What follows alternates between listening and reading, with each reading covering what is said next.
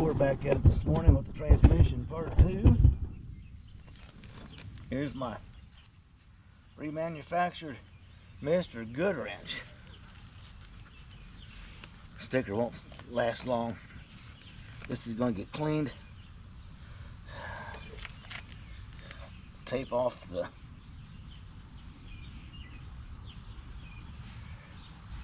repair sticker or remanufactured sticker. That's it right there. This switch here, that's with this bracket. I knew I was going to break it. That's the reason I ordered a new one. And guess what? First time in, I broke it. I wasn't kidding you. I broke it. Oh, now the sun comes out. That is just perfect.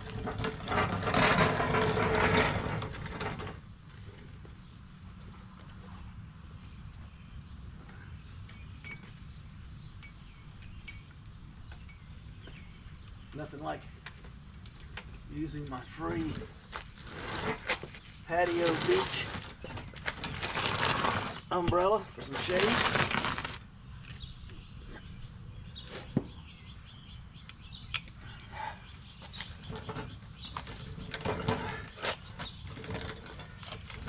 I want to bring you around to the other side here.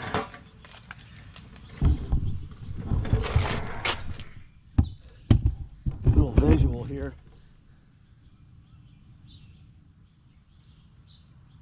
Little pieces chunked out here. I know some of these splits are for me. The small chunks were out when I slipped in the yoke in the input on the input shaft. This one I just did, I know, and probably the one down here. But a couple of these little cracks and these pieces missing, they were out when I put the other piece in. So this goes through there. Let me have my rag.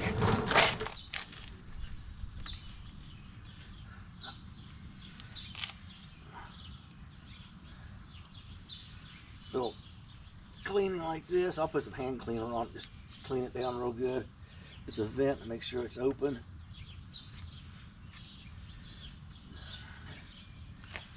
We'll probably just roll it over here out of the way and soak it down. The electrical plug, as most of them, is full of crap. So I got some brake cleaner. I'll spray down in there, some contact cleaner, and I'll blow it out immediately with a air attachment and get it wiped out and cleaned up and dried out. I kept it covered because I didn't want water to get down there and work its way into that. So we got my Made in China rubber cork plugs. I got to put the tail shaft back in here to protect from water going in it. The front one with the torque converter in it can't get water in it. Dicky.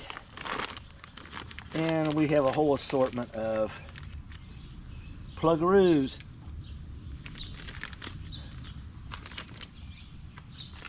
We got the little ones, and I got some big ones, and I got some even smaller ones. And anyway,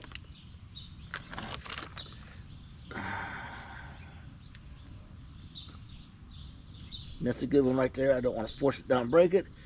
It keeps soap and water from getting down in there. He put that in there when he had it at his house. Oh, he plugged it already. I mean, the guy's good. He doesn't sell junk. He doesn't mess people around. So he's got a plug in there.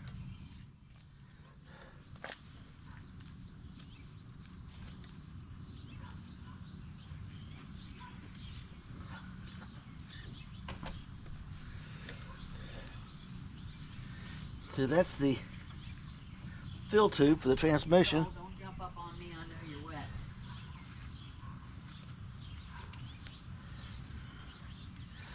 I'm doing a transmission video. What do you want? Oh.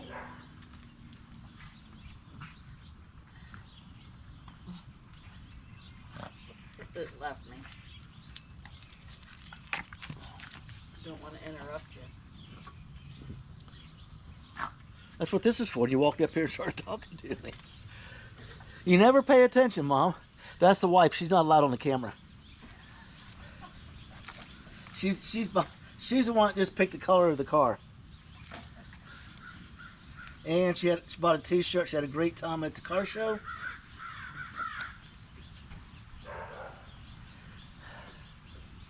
So I was going to plug that. He's already plugged it, protected. He wouldn't worry about. Most people don't worry about that, but why just not plug it? Because I'm going to hit it with a power washer. I'm not going to be squirting a little cleaner on it. I'm going to soak it down with degreaser, and I'll hit it with the power washer, get it clean. I'm not worried about the stop neutral switch because I've done boogered that one up. Okay. I did want to protect this from extra water, and you can use these things over and over. There's a couple things on the engine I got to take off and plug when I'm starting to work on it again. I'll be plugging that stuff with this instead of trying to put tape over it. And when it's done, I just pull them out, put them back in the bag, and use them again next time. So that's the transmission. That's the 4L60E.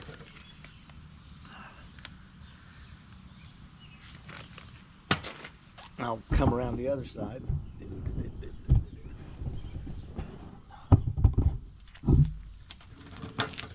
This would be your bell housing on your standard, okay? It's actually got one bolted on here, see? Similar setup. Anyway, this part of the standard transmission is a little bit smaller, not a whole lot.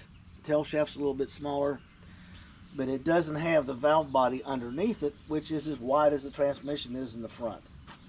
This is what caused me 45 days of figuring out how to cut that body without running it. And I got a lot of comments on that, which now we're putting it all back, and then some. We went to heavier metal. I'm using 3/16 wherever I can get it in there. I don't have to bend it 15 ways from Sunday, because it's hard to work with. The metal I'm putting back, minimum, is as thick as what's in there now. Some of it's the original metal I just cut out and be able to reinstall. I cut it. I think you can see it now, but you can't.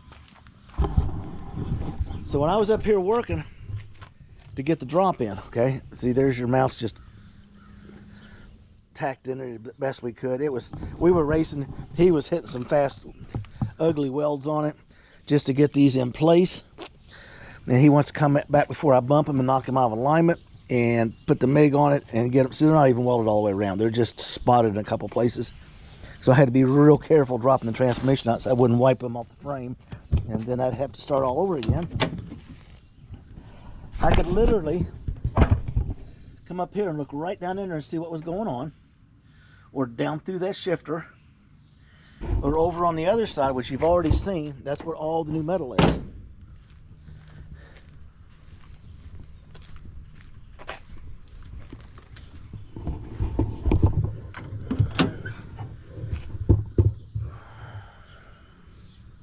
So to compensate for the 3 inches that I was fighting with, I brought 2 inches of it over here. Okay, and just tapered this to make a clean look. I gotta pull this screw out because that swings over and gets, welded down in.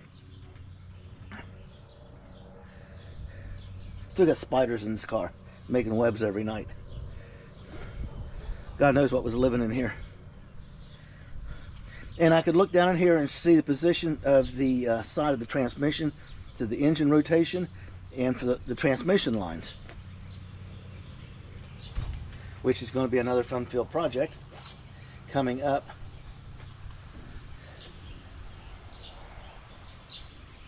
Is what we're doing. Today, when he comes over, he'll start welding up there and on the firewall.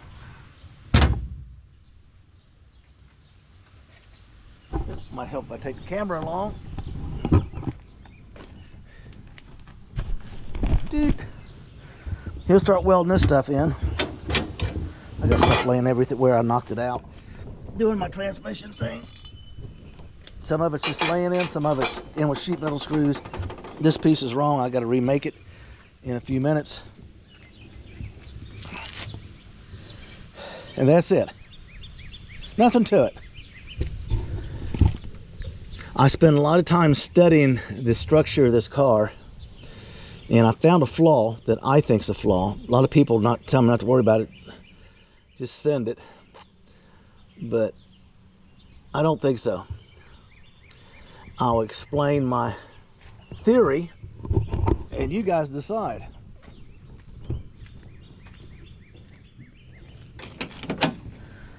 The support for the rear of the car comes from the door frame.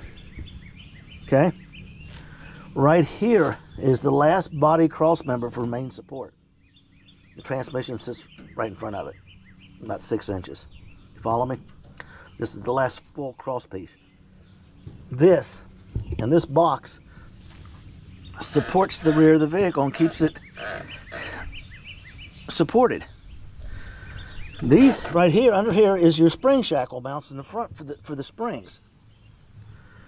Now, Lord Sanderson over in the UK did something that I've been kicking around. I hate this fighting the stand, people. He went from the cross member up to here and made a bracket to go around this. Okay? And he brought it up and tied it into his main cross member, which ties it into the full body rails. So now he's got rails coming all the way back to the front of his leaf springs.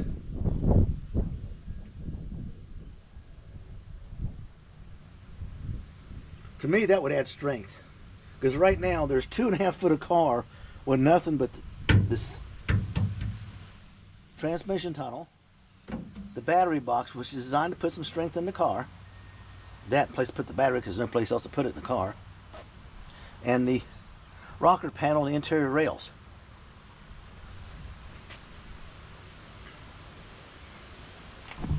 You can see it right here. Tunnel, box, that. But from there to right about that smooth area in the middle where there's no ribs going through it, it's all open underneath there. There's no support rails. They stop on the cross member.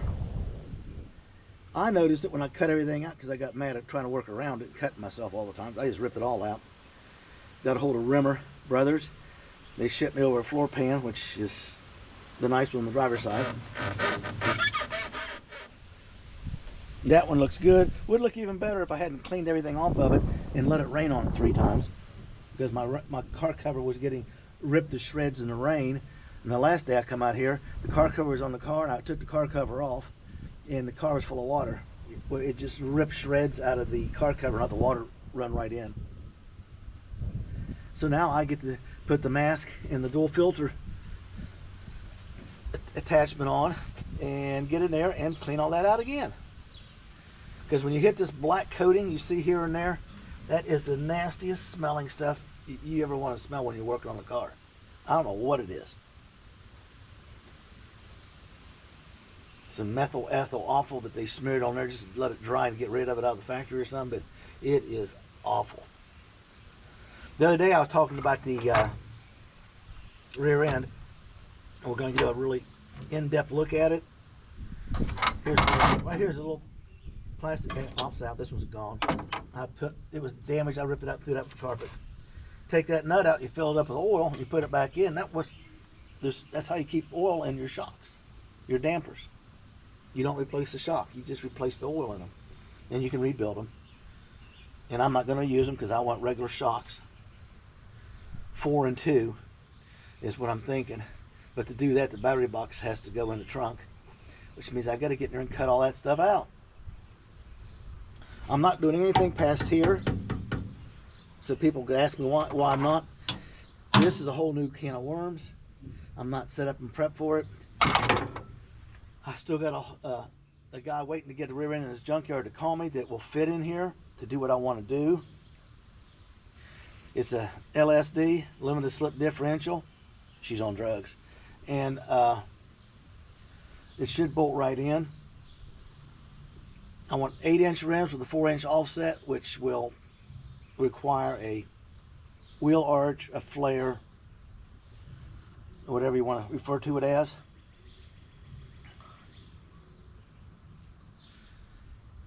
And basically that's what's going on. Now the transmission is going to go over there and get a bath, whether it needs it or not. And I'll soak it down for a couple days and throw something over it. And if it rains on it, it'll just rinse some more of it off.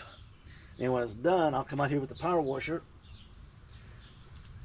The birds have had a field down in front of my garage door. So I'll get that washed off. The wife wants the grit washed off the driveway for the car work and the grinding because it's getting tracked in on her floors. And that is not a healthy thing to do.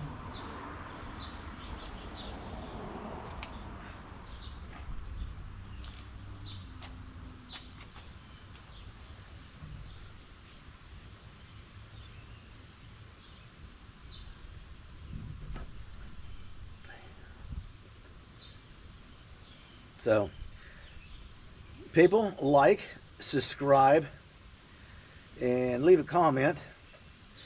We're going to get this transmission pushed over there. We'll soak it down and get it ready to go. And then we're coming back on the sheet metal. I got to cut a piece over here. I'm waiting till it gets later in the day before I fire up my grinder. I got to cut one piece out of the transmission tunnel for a straight insert. And then I got to cut and fabricate the panel for the driver's side. Because once that's all done and all welded up, I'm under the car working on the passenger side, the right side body rail. It's weak in one spot, and I got some 1/8 inch angle to run down along it and up at an angle. Then I got a support piece that goes over that. I want to put the strength back in it and make it stronger, because this side over here is all new and it's extremely strong, and I don't want a weak link. That would be a weak link. We'll do the rear end thing on a complete video. We'll just jack the car up. We'll disassemble it on the video. Explain to you people who wanted to explain to you what we're thinking. Make sure the gasoline tank is full of unleaded gas. It's leaded gas in this car. Leaded. It's got that good old gas smell to it. I cut the fuel line, some of it ran out, and I thought, oh man, I remember them days as a kid working on stuff.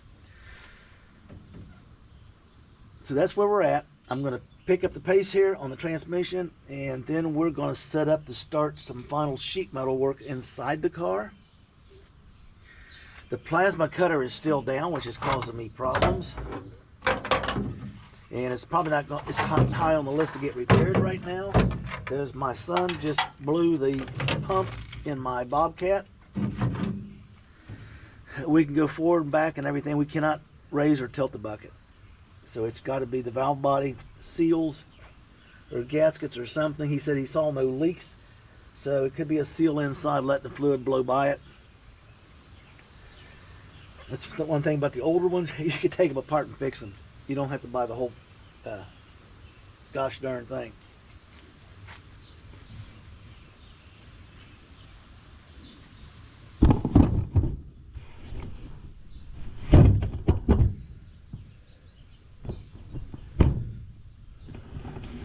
Well, that was nice. I'm discussing transmission with you, and my my GoPro again shut off right in the middle of it, and then it picked right back up. I'm gonna call them, tell them I want this thing fixed, or I'm just gonna chuck it in the junk drawer and go buy a real camera. I know guys have good luck with them. This one has been a pain in the ass. There's no other way of putting it. It overheats.